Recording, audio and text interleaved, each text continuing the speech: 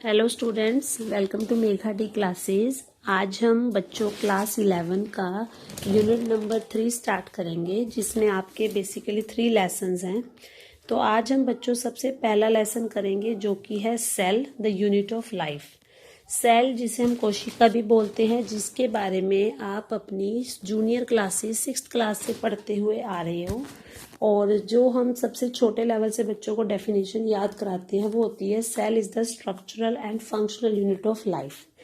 तो सबसे पहले तो आपको ये पता होना चाहिए कि हम इसे स्ट्रक्चरल और फंक्शनल यूनिट ऑफ लाइफ क्यों बोलते हैं।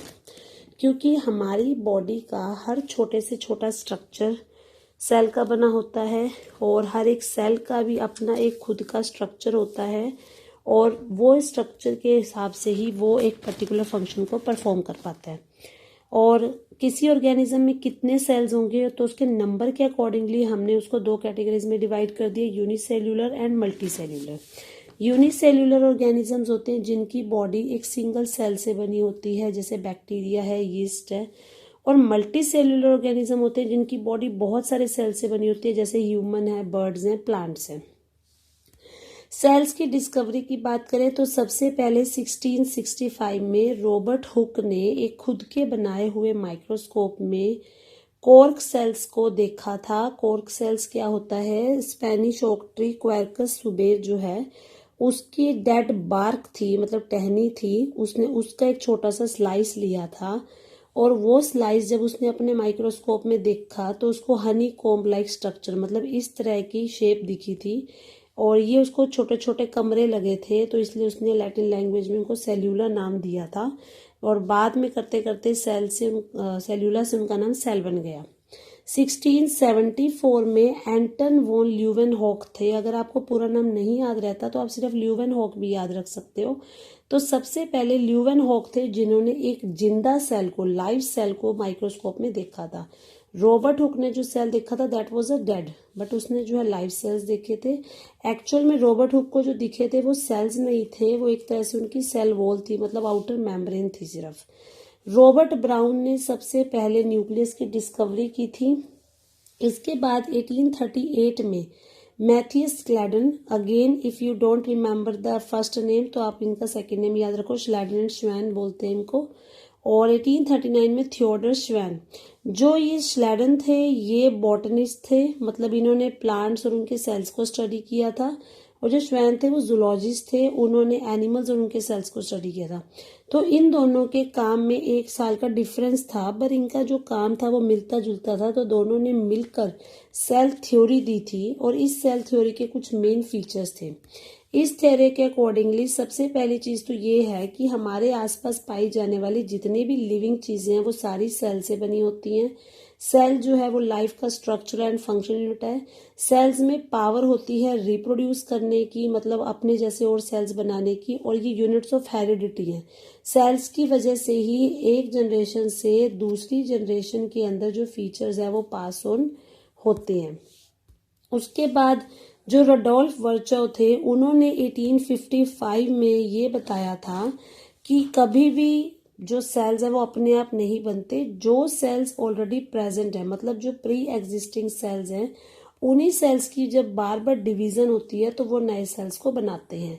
इसको उन्होंने लैटिन लैंग्वेज में बोला था ओमनी सेल्यूला ई सेल्यूला, मतलब कि जो सेल्स पहले से प्रेजेंट है उन्हीं सेल्स की डिवीजन से नए सेल्स का निर्माण होता है।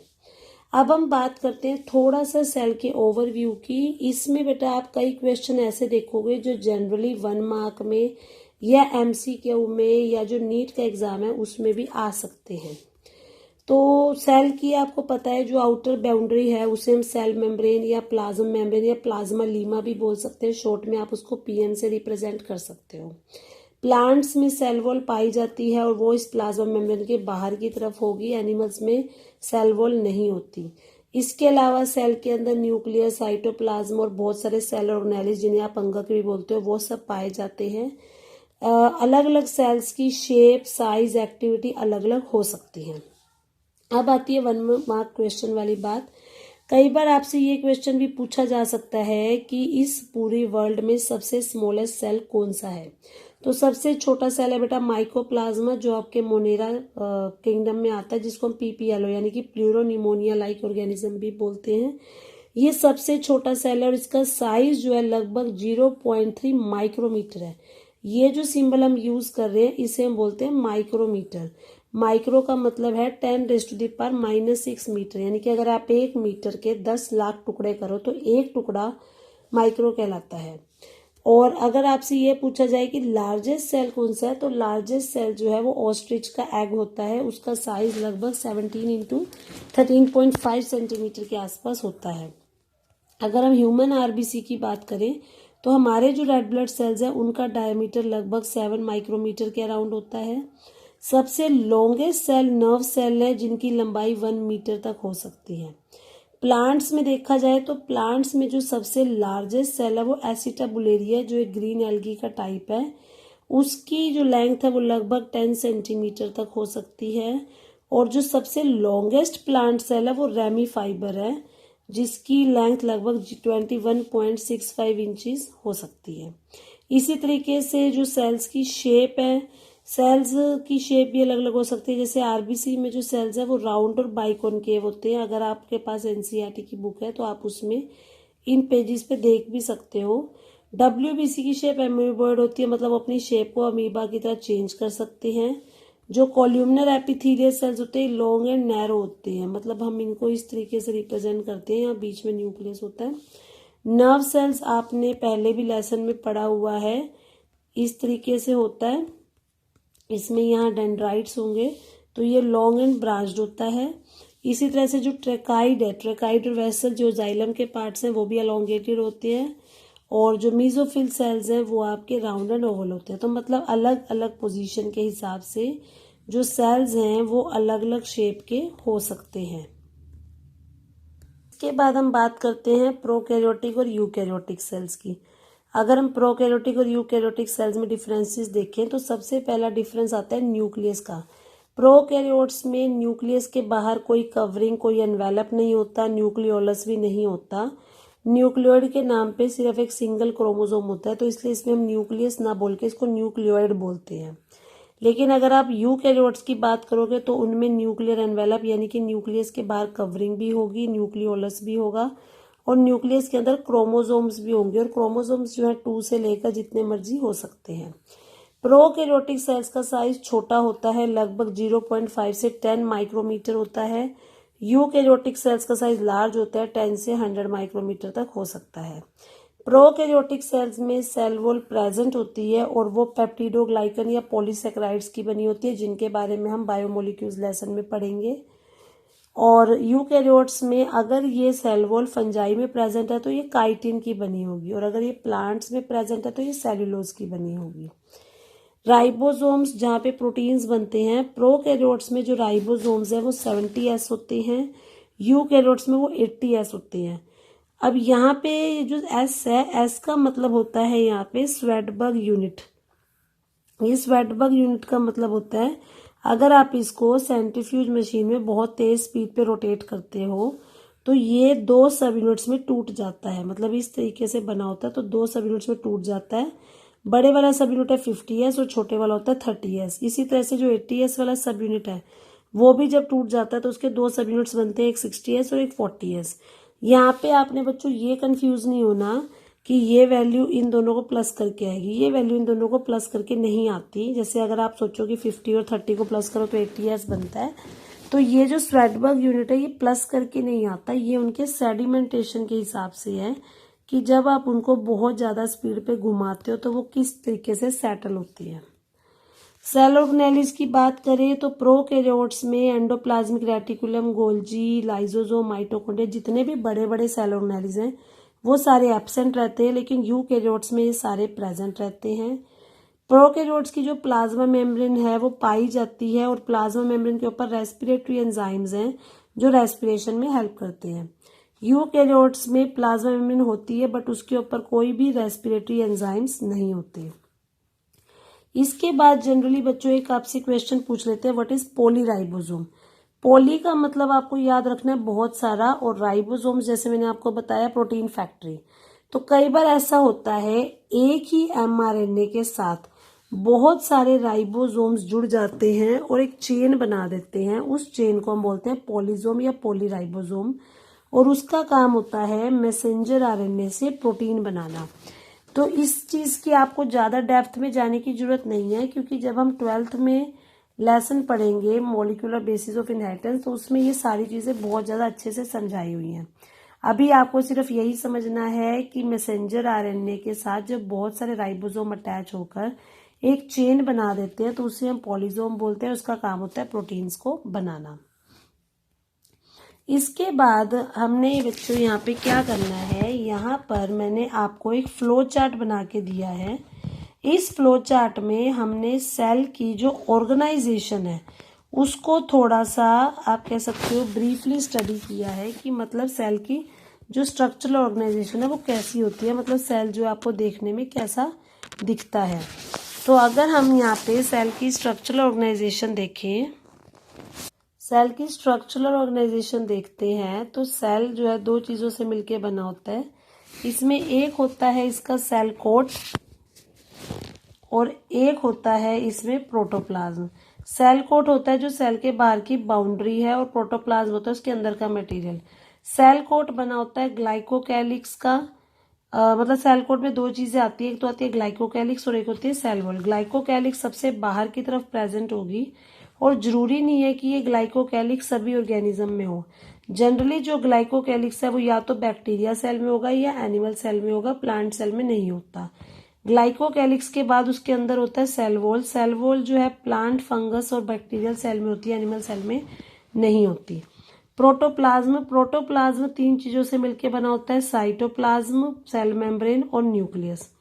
अब जो साइटोप्लाज्म है जिसको आप कोशिका द्रव्य भी बोलते हो, उसके भी आगे दो पार्ट्स है, हियालोप्लाज्म और साइटोप्लाज्मिक स्ट्रक्चर। जो हियालोप्लाज्म है वो होता है जो उसका लिक्विड पार्ट है, जिसके अंदर सेल ऑर्गेनेलिस नहीं होते। और जो ट्रोफोप्लाज्म है वो साइटोप्लाज्मिक स्ट्रक्चर है, जिसमें सेल ऑर्गेनेली और सेल इंक्लूजन दोनों पाए जाते हैं। सेल ऑर्गेनेलिस भी आगे तीन तरह के होते हैं। एक होते हैं जिन ऑर्गेनेलिस का स्ट्रक्चर डबल मेम्ब्रेन होता है, जिसमें आपके क्लोरोप्लास्ट और माइटोकॉन्ड्रिया आता है। सिंगल मेम्ब्रेन होते हैं जिनके अंदर सिर्फ सिंगल मेम्ब्रेन लेयर होती है, जैसे Golgi bodies, endoplasmic reticulum, lysosome और माइक्रोबॉडीज। माइक्रोबॉडीज भी आगे तीन तरह की हैं, ग्लाइऑक्सीजोम, स्फेरोसोम, पेरोक्सीजोम।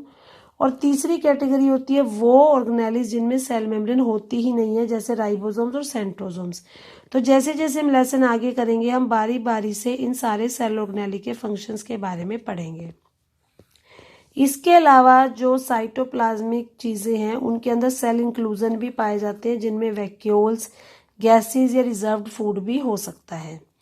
तीसरी चीज जो इसमें प्रोटोप्लाज्म में पाई जाती है वो है न्यूक्लियस। न्यूक्लियस जो एक तरह से कंट्रोल सेंटर होता है, और ये भी आगे चार चीजों से मिलकर बना होता है। न्यूक्लियस के बाहर जो सबसे आउटर मोस्ट लेयर है उसे न्यूक्लियर मेम्ब्रेन बोलते हैं। उसके अंदर जो लिक्विड भरा रहता है उसे न्यूक्लियोप्लाज्म बोलते हैं। इसके बीच में कंट्रोल यूनिट होता है जिसे न्यूक्लियोलस बोलते हैं, और क्रोमोसोम्स का जो पूरा नेटवर्क होता है, जाल होता है, उसे क्रोमैटिन नेटवर्क बोलते हैं। तो ये हमने एक तरह से ओवरव्यू देखा है, लेकिन जैसे जैसे बच्चों हम लेसन आगे करेंगे वैसे वैसे हम इन चीज़ों को डेप्थ में पढ़ते भी जाएंगे। इसके बाद हम बात करते हैं प्रोकैरियोटिक सेल्स की। तो सेल एनवेलप में पाए जाने वाले डिफरेंसेस के आधार पे हमने जितने भी बैक्टीरिया हैं उन्हें दो कैटेगरीज में बांट दिया है, ग्राम पॉजिटिव और ग्राम नेगेटिव। ग्राम पॉजिटिव होते हैं जो ग्राम स्टेन को आसानी से ले सकते हैं, लेकिन जो ग्राम नेगेटिव है वो ग्राम स्टेन नहीं लेते। अब ये ग्राम स्टेन क्या है, एक साइंटिस्ट थे जिनका नाम था क्रिश्चियन ग्राम। उन्होंने एक स्टेन मतलब एक कलर बनाया था, उसके नाम को ग्राम स्टेन ही बोल देते हैं। तो उस स्टेन को डाल के हम ये चेक कर सकते हैं कि जो हमारे बैक्टीरिया है वो पॉजिटिव है या नेगेटिव है। मतलब जो हमारे बैक्टीरिया उस स्टेन को ले लेंगे और उनका कलर ब्लू या पर्पल हो जाएगा, यानी कि वो पॉजिटिव है। लेकिन जो बैक्टीरिया उस स्टेन को नहीं लेंगे उनका कलर रेड ऑरेंज रहेगा, तो इसका मतलब वो नेगेटिव है। इसके अलावा जब हम प्रोकैरियोट्स की बात करते हैं तो उनका जो सेल एनवेलप है, मतलब सेल के आसपास की जो बाउंड्री है, वो तीन चीज़ों से मिलके बनी होती है। इसमें जो सबसे बाहर की लेयर है वो ग्लाइकोकैलिक्स है, बीच वाली लेयर को सेल वॉल बोलते हैं, उसके अंदर प्लाज्मा मेम्ब्रेन होती है।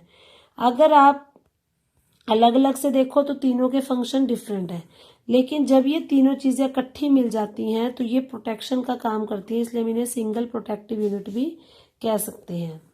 अब सबसे पहले बच्चों हम बात करते हैं ग्लाइकोकैलिक्स की। ग्लाइकोकैलिक्स ये भी हो सकता है एक लूज कवरिंग की फॉर्म में हो। अगर वो लूज कवरिंग की फॉर्म में है तो उसे हम स्लाइम लेयर बोलेंगे, लेकिन अगर वो थिक और टफ है तो उसे हम कैप्सूल बोलते हैं। इसके बाद आता है सेल वॉल। सेल वॉल क्यों जरूरी है? सेल वॉल का एक तो ये पर्पज होता है कि उससे सेल की जो शेप है वो मेंटेन रहती है, सेल को स्ट्रक्चरल सपोर्ट भी मिलता है ताकि वो कभी भी इमरजेंसी सिचुएशन में बस्ट यानी कि फटे ना या इकट्ठा ना हो, तो ये उसकी शेप को मेंटेन करके रखता है। प्लाज्मा मेम्ब्रेन सेमी परमिएबल होती है। सेमी परमिएबल मतलब जो अपने में से कुछ चीजों को आने देती है और कुछ को नहीं आने देती। कई बार क्या होता है, प्लाज्मा मेम्ब्रेन अंदर की तरफ बढ़ जाती है, एक्सटेंड हो जाती है और इस तरीके से कुछ स्ट्रक्चर बनाती है जिन्हें मीजोजोम भी बोलते हैं। ये मीजोजोम बाद में वेसिकल्स, ट्यूब्यूल्स और लैमेले का रूप ले सकते हैं। इन मीजोजोम का फंक्शन क्या होता है? ये सेल वॉल बनाने में भी हेल्प करते हैं। ये डीएनए रेप्लिकेशन मतलब डीएनए से डीएनए बनाना और उसको डॉटर सेल में भेजना, ये काम भी कर सकते हैं। इसके अलावा ये रेस्पिरेशन और सिक्रीशन में भी हेल्प कर सकता है। इसके अलावा प्रोकैरियोट्स में मूवमेंट करने के लिए फ्लैजिला पाए जाते हैं। उसके भी 3 पार्ट्स होते हैं, एक होता है फिलामेंट, एक होता है हुक और एक होती है बेसल बॉडी।